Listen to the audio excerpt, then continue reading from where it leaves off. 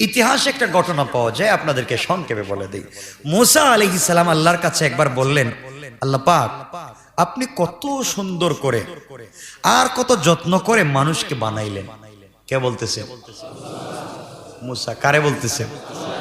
যে আপনি এত যত্ন করে নিজের হাত দিয়ে মানুষ বানাইছেন, আবার সেই মানুষকে আপনি দুজকে নিক্ষেপ করবেন, জাহান্নামে দিবেন। আল্লাহ একটু বুঝতে পারলাম না। মানুষ নিজের হাত দিয়ে কম দামি জিনিস বানাইলে এটার প্রতি মহব্বত থাকে না? থাকে না? আর আপনি নিজের হাতে মানুষ বানাইলেন, আদম বানাইলেন, এই আদমকে আবার নিজের হাতে জাহান্নামে দিবেন, এটা আমার বুঝে ধরে না। এটা বড় কষ্টকর জিনিস। আল্লাহ রাব্বুল ইজ্জত ওয়াল জালাল বললেন, মুসা, আমি নিজের হাতে আদম তৈরি করলাম। এই আদমকে নিজের হাতে তৈরি করে নিজের হাতে কেন জাহান্নামে দিব? তুমি বুঝতেছো না, তোমার বুঝে ধরে না। এত ভালোবাসি আমি গোলামকে, এরপরে আদমের সন্তানদেরকে জাহান্নামে কেন দেবে জানতে চাও? ও মুসা, তোমাকে আমি কিছু কাজ করতে দিব, তুমি কাজগুলা করে এরপরে উত্তর পাবা। কাজ করার পরে তুমি আমার কাছে প্রশ্ন করলে আমি উত্তর দিব। আল্লাহ রাব্বুল ইজ্জত ওয়াল জালাল মুসাকে বলেন, মুসা, তুমি কি ধান চাষ করতে পারো? মুসা বলেন, আল্লাহ তাআলা, কেন পারবো না? অবশ্যই আমি ধান চাষ করতে পারি। আল্লাহ বললেন, মুসা রে, একটা জমির মধ্যে তুমি ধান চাষ করো। কি করো? ধান চাষ করো। হযরত মুসা আলাইহিস সালাম গেলেন জমির মধ্যে ধান চাষ করার জন্য। জমির মধ্যে প্রথমে কষ্ট করে তিনি পানি দিলেন, পানি সেচ করলেন। পানি সেচ করার পরে হাল চাষ করলেন। হাল চাষ করবার পরে এত কষ্ট করে তিনি জমিকে উপযোগী করলেন, ঘাসগুলা ফেলে দিলেন। সবগুলা ফেলে দেওয়ার পরে তিনি বীজ বপন করলেন। ওই জায়গার মধ্যে তিনি বীজ ফেললেন। প্রথমে জমির মধ্যে পানি দিলেন, তারপরে হাল চাষ করলেন, তারপরে ময়লা আবর্জনা ঘাসগুলাকে ফেলে দিলেন, তারপরে ওই জায়গার মধ্যে যত্ন সহকারে দিলেন, বীজ রোপণ করলেন।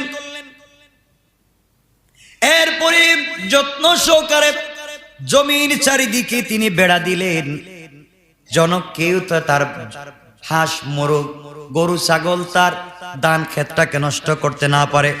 যখন চারা গজিয়ে উঠলো, তখন সারাদিন পরিশ্রম করে আগাছাগুলা পরিষ্কার করেন। তারপর যখন ধানের গাছ হয়ে গেল, বড় হয়ে গেল, ফসল পেকে গেল, তখন তিনি গাছগুলাকে কেটে বাড়িতে নিয়ে আসলেন। প্রথমে তিনি পানি সেচ করলেন, হাল চাষ করলেন, এরপরে জমি থেকে গাছগুলা ফেলে দিলেন, এরপরে সুন্দর করে বীজ বপন করলেন, এরপরে বেড়া দিলেন, এরপরে তিনি তার মধ্য থেকে আগাছাগুলা পরিষ্কার করে দিলেন। এরপরে যখন বড় হয়ে গেল, ধানগুলা পেকে গেল, ধানগুলা কেটে কোথায় নিয়ে আসলেন? বাড়িতে আনার পরে ধানগুলা কি করবে? ধান কি করে?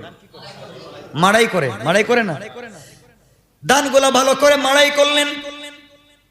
মাড়াই করার পরে ধানের দানাগুলিকে যত্ন সহকারে গোলায় ভরে রেখে দিলেন। ধানের দানগুলাকে যত্ন সহকারে গোলায় ভরে রেখে দিলেন এবং খড়কুটা যা ছিল তা পুড়িয়ে ফেলে দিলেন। কি করলেন? পুড়িয়ে ফেলে দিলেন। আল্লাহ পাক বলেন, মুসা, কি করলা তুমি? কি করলা তুমি? তুমি রুদ্রে পুড়ে আর বৃষ্টিতে ভিজে যে গাছের চারাগুলা লাগাইলা জমির মধ্যে, গাছের চারা থেকে আগাছাগুলা পরিষ্কার করলা, আজ তুমি কেন এই গাছের চারাগুলাকে তুমি আজকে জ্বালিয়ে দিলে, পুড়িয়ে ফেললে? তোমার কাছে আমি জানতে চাই। ও মুসা, যত্ন সহকারে তুমি জমি ঠিক করলাম, পানি সেচ করলাম, গাছগুলা লাগালাম, আগাছা পরিষ্কার করলা, এরপরে বেড়া দিলা, এরপরে নিজের হাতে গাছগুলা কেটে বাড়িতে আনলা।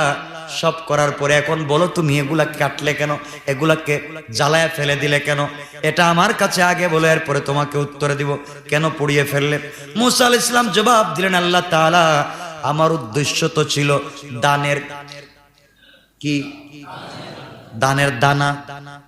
আমার উদ্দেশ্য দানের গাছ নয়, আমার উদ্দেশ্য হচ্ছে ধান, দানের দানাগুলো উদ্দেশ্য।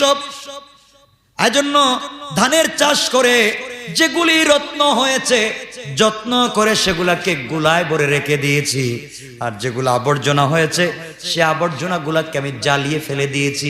আল্লাহ তাআলা, আমার উদ্দেশ্য ছিল ধান, আমার উদ্দেশ্য ছিল দানের দানা, গাছ আমার উদ্দেশ্য না, কিন্তু গাছেই তো দানা ধরছে।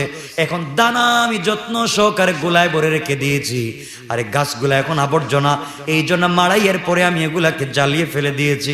আল্লাহ রাব্বুল ইজ্জত ওয়াল জালাল বলেন, মুসা রে তাহলে শোনো, আমি কেন আমার গোলামকে জাহান্নামের আগুনে জ্বালাবো? শোনো, এই জন্য আমি জ্বালাবো, আমি মানুষকে যত্ন সহকারে সৃষ্টি করেছি, মানুষকে নিজের হাতে সৃষ্টি করেছি। সৃষ্টি করার পরে যেগুলি রত্ন হয়েছে সেগুলাকে জান্নাতে পাঠিয়ে দিয়েছি, আর যেগুলা তোমার দানের চারার মতো ময়লা হয়েছে সেগুলার জন্য জাহান্নাম রেখে দিয়েছি। আল্লাহু আকবার।